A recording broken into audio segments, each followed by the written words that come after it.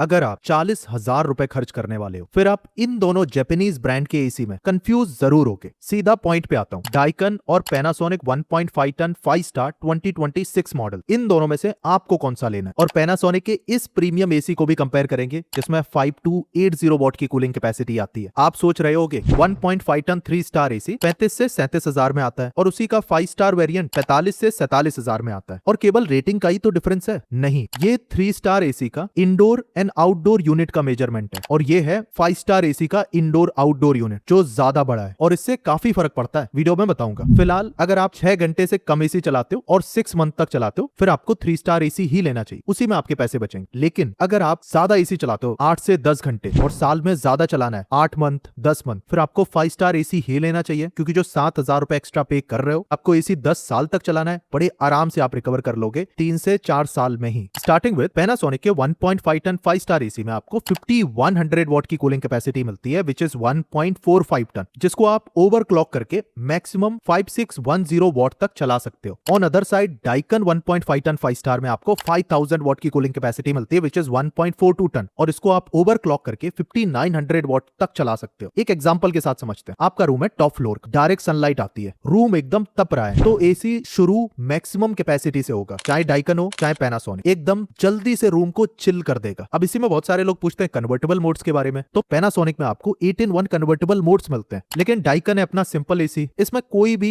Convertible mode मिलते ही नहीं है, क्योंकि डाइकन ऐसा मानता है कि इन्वर्टर एसी को खुद ही एडजस्ट करना चाहिए। बट एक अच्छी चीज है, डाइकन के मॉडल में आपको एक डिस्प्ले मिलती है, तो कितनी पावर पे चल रहा है वो दिखता रहता है। अब बहुत सारे लोग कमेंट करते हैं गवर्नमेंट ने मिनिमम टेम्परेचर लिमिट को चेंज किया था, तो पैनासोनिक आपको 16 डिग्री तक मिनिमम टेम्परेचर सेट करने देता है। डाइकन में मिनिमम 18 डिग्री तक ही जा सकते हो, और 18 डिग्री भी बहुत होता है। मैं पर्सनली अभी भी एसी को 26 डिग्री पे चलाता हूँ और बहुत ज्यादा एनर्जी सेविंग होती है। बताऊंगा कैसे। अब जैसा पहले बताया था कि इंडोर आउटडोर यूनिट बहुत ज्यादा इंपॉर्टेंट है, और इसके बारे में 99% लोग बात नहीं करते, ना ही कभी आपने चेक किया होगा, क्योंकि जब हैवी आउटडोर इंडोर यूनिट मिलता है तो इसका मतलब है उसमें ज्यादा कंडेंसर कॉइल्स मिलते हैं, इसीलिए उसका वेट ज्यादा है, इसीलिए फास्टर कूलिंग आपको मिलेगी। जैसे डाइकन का ये एसी 106 सेंटीमीटर वाइड है और पैनासोनिक का 5 स्टार 104 सेंटीमीटर, मतलब डाइकन का इंडोर यूनिट काफी ज्यादा बड़ा है। Same goes to outdoor unit, इसका आउटडोर यूनिट 84.5 सेंटीमीटर वाइड है और पैनासोनिक का आउटडोर यूनिट 78 सेंटीमीटर वाइड है, और दोनों को ध्यान से देखो, डिफरेंस है।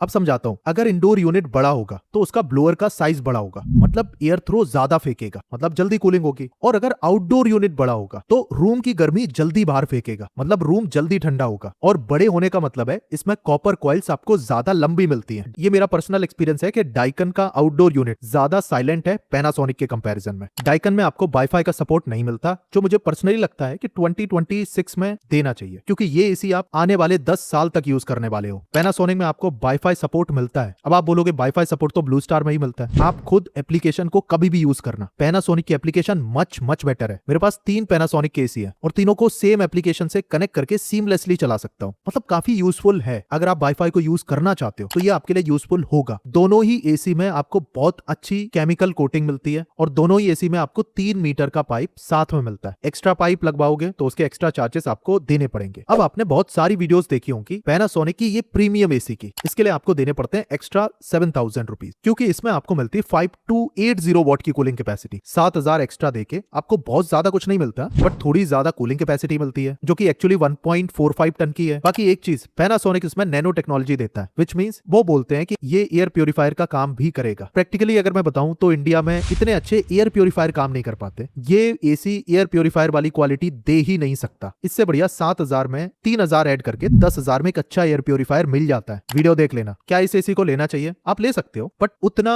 रिकमेंडेड नहीं है। एक इंपॉर्टेंट चीज कि बिजली कैसे बचाएं। मैंने पर्सनली डाइकन और पैनासोनिक के दोनों एसी 26 डिग्री पे चलाए हैं और एसी थोड़ी देर में 300 वॉट से लेकर 350 वॉट तक आ जाता है। इसका मतलब है कि 3 घंटे चलने में 1 यूनिट कंज्यूम करेगा। और मैं आपको डिफरेंस बताऊं, अगर आप 24 डिग्री पे चलाते हो तो अप्रोक्सीमेटली जो लोड आता है 500 वॉट से 550 वॉट, और 26 डिग्री पे वही गिर के 300 वॉट से 350 50 वॉट रह जाता है। बाकी अभी भी अगर आप कंफ्यूज हो, अगर आपको वाईफाई से मतलब नहीं है, एक सिंपल 1.5 टन 5 स्टार एसी चाहिए, Daikin 2026 model the best option. लेकिन आपको स्मार्ट एसी लेना है, फिर पैनासोनिक 1.5 टन 5 स्टार भी उतना ही अच्छा एसी है। इट इज जस्ट के डाइकन का इंडोर एंड आउटडोर यूनिट की बिल्ड क्वालिटी एक्चुअली पैनासोनिक के कंपैरिजन में ज्यादा अच्छा है। और अगर अभी भी कंफ्यूज हो कि आपको कौन सा एसी लेना चाहिए, 3 स्टार 5 स्टार, आपकी सिटी में किस ब्रांड की सर्विस अच्छी है, पहले तो इस वीडियो को लाइक करो, एक डिटेल कमेंट करो, अपना बजट, आप किस सिटी से हो, आप एसी कितना चलाते हो और अपने रूम की कंडीशन, बेस्ट एसी सजेस्ट कर दूंगा।